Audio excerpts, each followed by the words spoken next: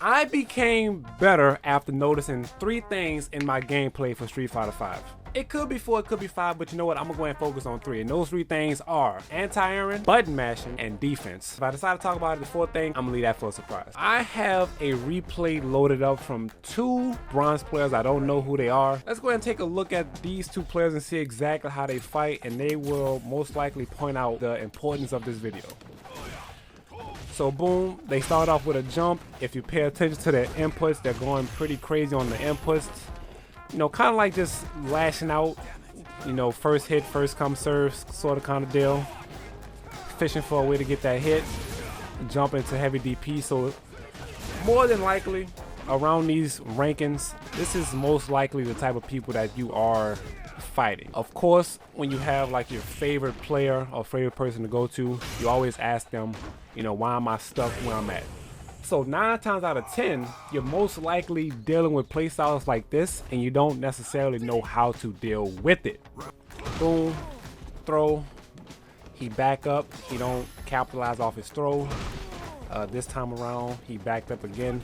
So it's obvious he's not comfortable with plus and disadvantage situations when he get a knockdown, which is perfectly fine.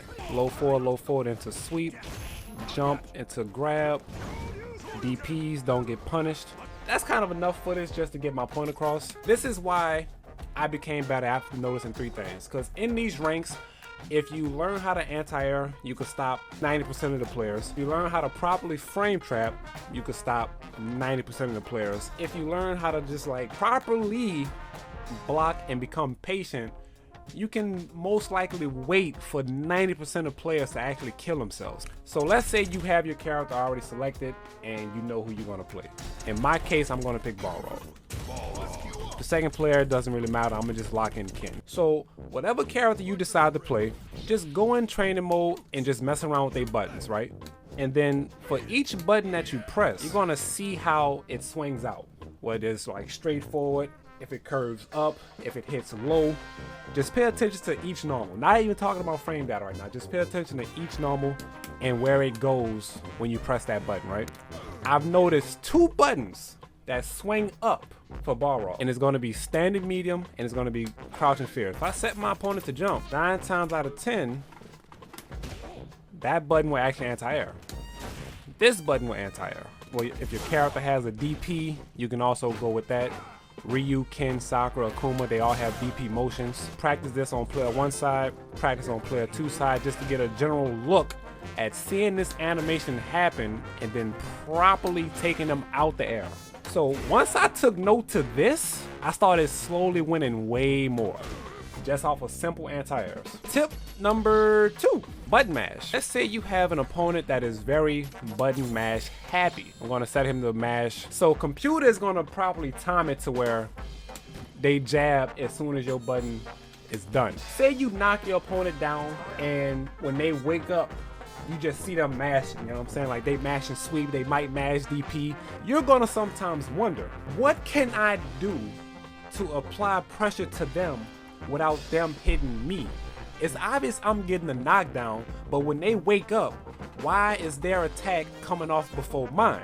Because I have the advantage, so why are they getting away on their wake up? This taps in just a little bit into frame data. Every button has a set amount of plus frames, safe frames, or negative frames on block. For Balrog situation, if you pay attention to the little blue number that's up above the health bar, you see a red number, then you see a blue number, right? So if the blue number is showcasing, that means the button is plus. It'll be plus on my side, which is the left side for Balrog, and it'll be red on Ken's side.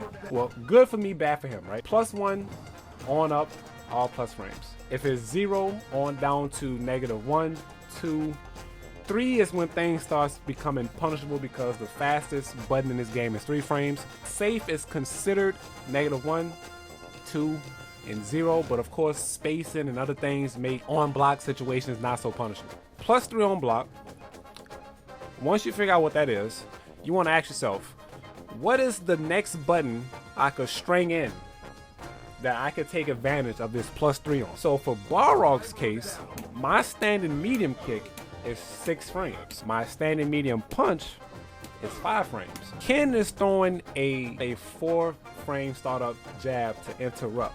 So I'm going to throw standing medium punch because my +3 is going to make that 5 frames come out 3 frames faster, which is going to beat his 4 frame, which is technically coming out 3 frames slower if you think about it. Boom, boom, boom, boom. Counter hit confirm. You just successfully stopped your opponent from mashing because they think they're right. Same thing with standing medium kick. That and that, you just successfully stopped your opponent from mashing. Just come into training, mess around with their buttons, guard and set the guard all, and you can just properly see what each button is on block. Tip number 3, patience. Blocking. I understand. You know what? I got the perfect clip for y'all. Man, y'all don't want to take all them punches, man, because they be flying from left to right. You be wanting to get, you be wanting to duck and weave, bob and heave. But we got to block people. Block. A strong defense makes an amazing offense. A strong defense makes for an amazing offense, ladies and gentlemen. I understand that when it comes down to fighting games, you always want to try and get your opponent down to 0 before they get you to 0. But sometimes you don't always have to rush the fight.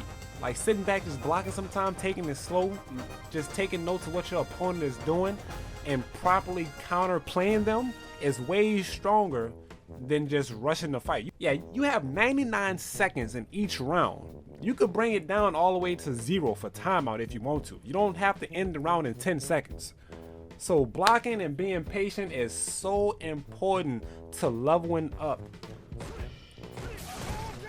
As you can clearly see that there's gaps and holes everywhere in this string.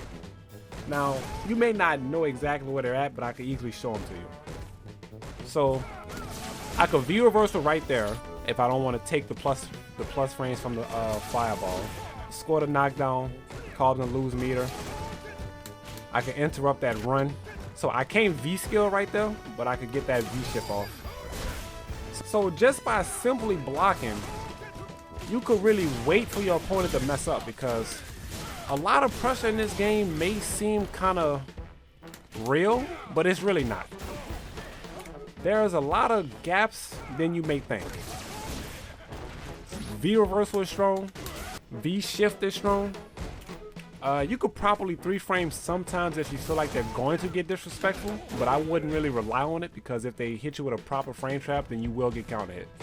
So hopefully this video gave you an insight on 3 main important tools, tips, tricks that really help improve most players who may not understand where to exactly start when it comes down to getting started with a game like Street Fighter. Because a lot of things could be very rough at first, but taking it one step at a time, you'll really see progress, because results don't happen overnight. But understanding where you're going wrong at will be better versus doing everything by yourself. So if you enjoyed this video, of course you already know what to do, but it doesn't have to end right here as far as the view session. You go ahead and click this video right here and check out more tutorials I've actually done, where I've always provided tips